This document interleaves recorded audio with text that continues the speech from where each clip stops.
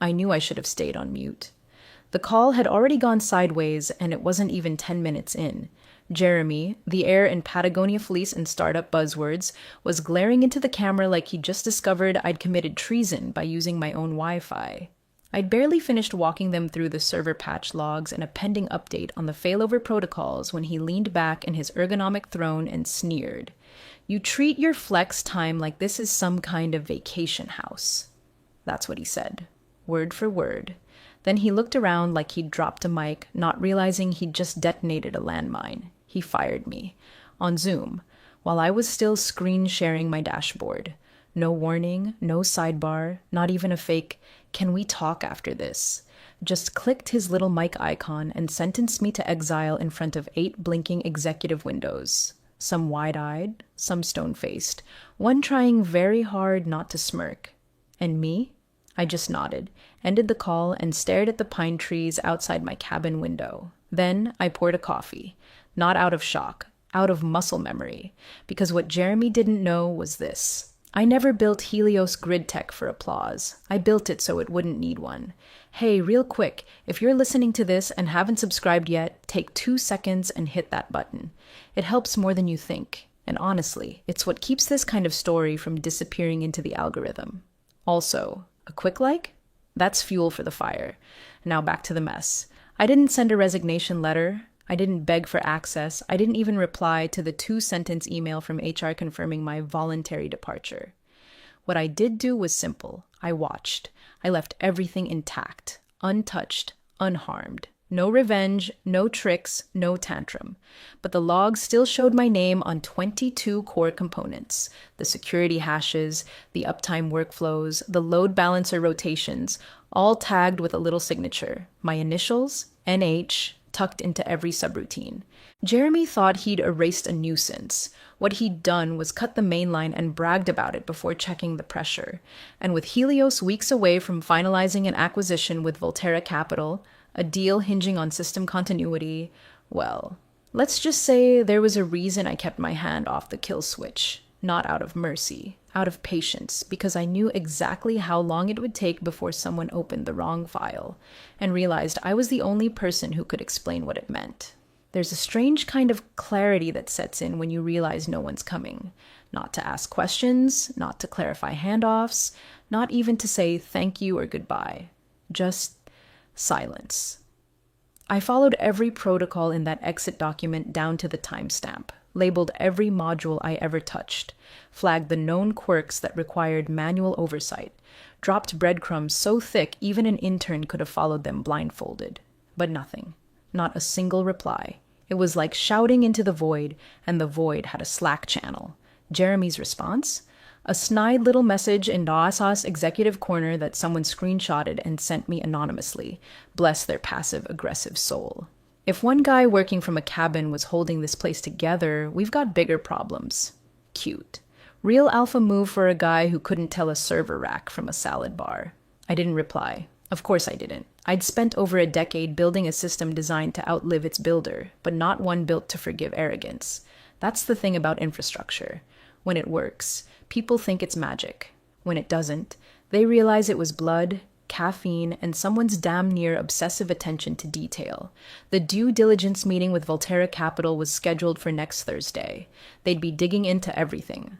Access logs, continuity chains, architecture maps, risk flags. I had quietly included myself as active custodian on all 22 core components.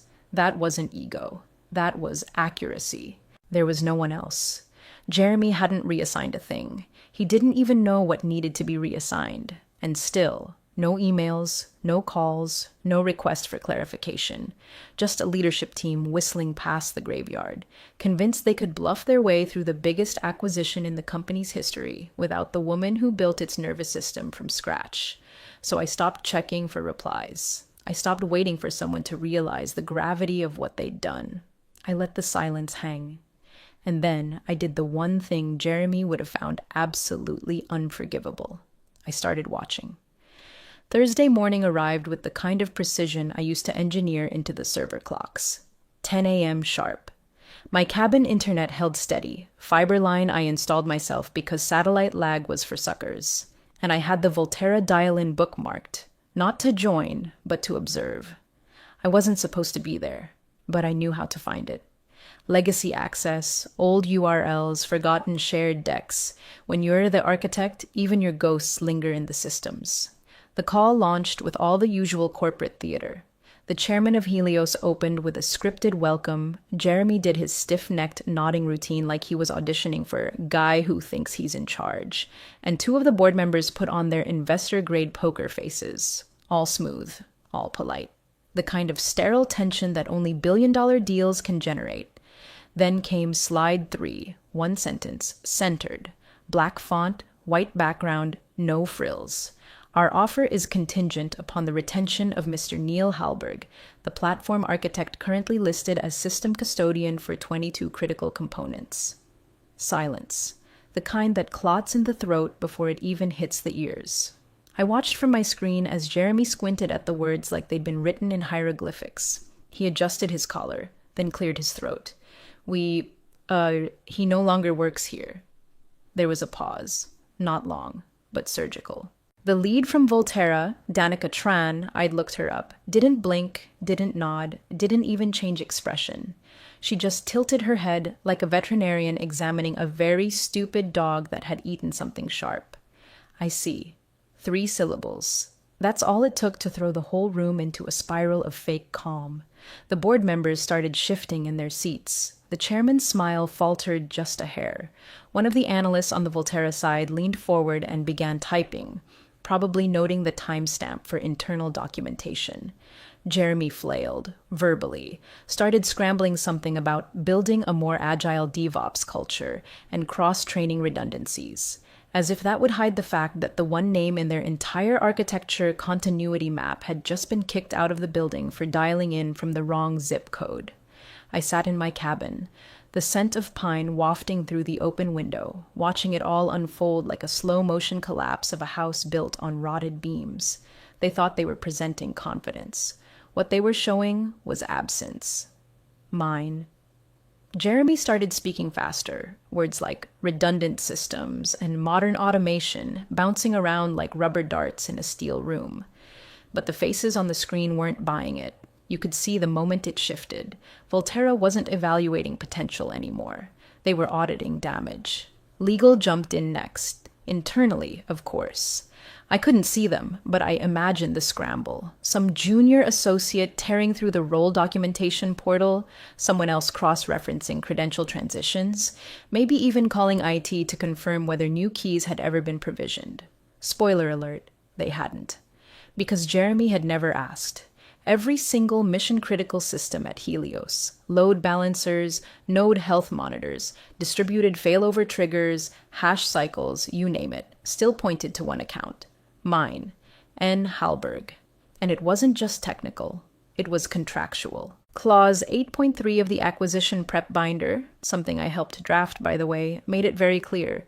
Any modifications to system custodian roles must be approved in writing and confirmed via final validation review. Translation? If you want to replace me, you better document it. You better validate it. You better have 2 signatures and a receipt. Jeremy had none of that. What he had was a paper trail so empty it might as well have been a Mad Libs book. The Volterra team knew exactly what that meant, and so did the board. The smiles disappeared. Phones were silenced. The meeting tone shifted from upbeat to anatomical, like watching a surgeon realize they'd left a scalpel inside a patient. People weren't looking at the slides anymore. They were looking at Jeremy. I imagined the moment legal confirmed it on the back channel. No reassignment, no validation, credentials untouched. You could see it land on their faces. That slow realization that Jeremy hadn't just made a hasty call. He'd invalidated the acquisition conditions with the digital equivalent of ripping out the steering wheel mid-race. The chairman leaned forward, his elbows on the table. Not angry, just calculating. No one said it out loud, but it was written all over the air in that boardroom. Who the hell told Jeremy he had the authority to fire the only person holding the system together? The first call came in while I was chopping wood. Unknown number, straight to voicemail. No message, then another, then 2 more. I set my axe down, wiped the sweat off my brow, and checked my phone. 7 missed calls, 2 blocked. 1 corporate number I still recognized, They were escalating. I didn't answer a single one, not out of spite, out of clarity. There's a difference. When that didn't work, they tried Teams. Only, of course, I'd been deactivated. HR probably checked a box that said terminate access without realizing what else was attached to it. That account wasn't just a chat window. It was tethered to the infrastructure console. The CI/CD pipeline alerts, the maintenance scripts, the private documentation channels. Pulling that thread didn't just remove me, it disconnected the brainstem from the rest of the nervous system. I imagined Jeremy standing in that boardroom, still trying to frame this like a minor hiccup. He'll come around, he must have muttered. Maybe to legal, maybe to himself, maybe to no one at all. A last-ditch prayer to save face before it all unraveled. But Danica, the Volterra lead, wasn't having it. She leaned back in her chair, crossed her arms, and dropped the line that probably echoed in Jeremy's skull for days. You misunderstand. This isn't sentimental. We're not asking you to rehire him. We're saying the deal doesn't move forward without him. Simple. Surgical. No wiggle room. The boardroom went still. Not quiet. Still. That kind of held breath when no one wants to be the first to move, because the stakes have just been named out loud. The chairman turned, slow and deliberate, to face legal. Who? He asked, voice flat. Exactly signed off on terminating the one person this deal requires. A pause, long enough for regret to grow roots. Jeremy opened his mouth, tried to speak, failed. No words, just a thin rasp of disbelief, like he was trying to summon a defense that didn't exist, because there wasn't one. The man had nuked a deal from the inside out with the casual confidence of someone who'd never had to build the thing he broke. And now there was nowhere to hide. No one stepped in. No one came to his rescue. And for the first time since that Monday morning call, I felt something other than silence. I felt distance and power. The first domino didn't fall in the boardroom. It fell in the press. By Friday morning, Volterra had sent their formal notice. It was crisp, clinical, and about as subtle as a hammer. Pending clarification of platform stewardship, we are suspending integration steps effective immediately. The word suspending was doing a lot of work. It meant stalled funding. It meant withheld signatures. It meant the acquisition, once the crown jewel of Jeremy's self-importance, was now on ice with a claws-shaped noose tightening around the executive table. Inside Helios, chaos bloomed like mold in a sealed room. Market whispers leaked to forums, then to blogs, then to financial dailies. Infrastructure uncertainty may delay. Helios Volterra deal, one headline read. Another simply said, Who is N. Halberg? That one made me laugh. The shareholders didn't laugh, though. They called, emailed. Some flew in. One particularly blunt investor fired off an all-staff message. Every internal document tags NH as the system owner, and your COO can't tell me who that is. Should I be concerned? The board didn't respond to that email, but they acted. Legal went digging deeper than before, not just into systems, but into the logs, the policies, the compliance queue. And that's where they found it. My note. Filed the afternoon I was let go. Time-stamped, credentialed, archived, a digital line in the sand. If my responsibilities are reassigned, I must be notified for system credential migration. No notice received. It wasn't defiance. It was protocol. It was the kind of thing you write not to burn bridges, but to prove you didn't. They read it. They reread it. And somewhere between the second and third cup of conference room coffee, they realized something Jeremy never had. This wasn't about one employee. This was about access. And they didn't just lose me. They lost the only working keys to the entire system. They flew me in on a Tuesday. Private car, boardroom entrance, no badge check. I didn't even have to sign in at reception. Someone from legal was already waiting with the elevator held open. The mood was surgical. No greetings, no posturing, no spin, just movement. They knew the temperature had changed. They knew who had the thermostat. The board had called a special session, off calendar, off record, and very much off the usual optics game. This wasn't for show. This was triage. I wore a navy jacket, clean, no logo, no baggage, carried one folder and a hard case with my drive. Everything I needed to stitch the system back together lived on that drive, buried behind an encryption layer they could stare at for years and never crack. The password wasn't vindictive. It was just mine. The hallway to the boardroom was longer than I remembered. Jeremy was waiting halfway down it. He stepped out like he'd been rehearsing the scene for days. Same hoodie from the call, same tech casual sneakers that cost more than my old laptop. He opened his mouth before I was 10 feet away. Neil, listen, I didn't even slow down. Just walked past him like he was an echo I'd already filed under irrelevant. The boardroom door clicked shut behind me. Inside, the air was cold and unambiguous. The chairman looked up, nodded once. Volterra's team sat across from him, calm, quiet, their legal counsel already reviewing a printed set of terms. I walked to the end of the table, opened the hard case, plugged in the drive. This, I said, pressing a key, is the complete systems continuity package, fully signed, validated, and time-stamped. If I'm reinstated under the original infrastructure custodian designation, as required by Volterra's term sheet, the transition completes seamlessly.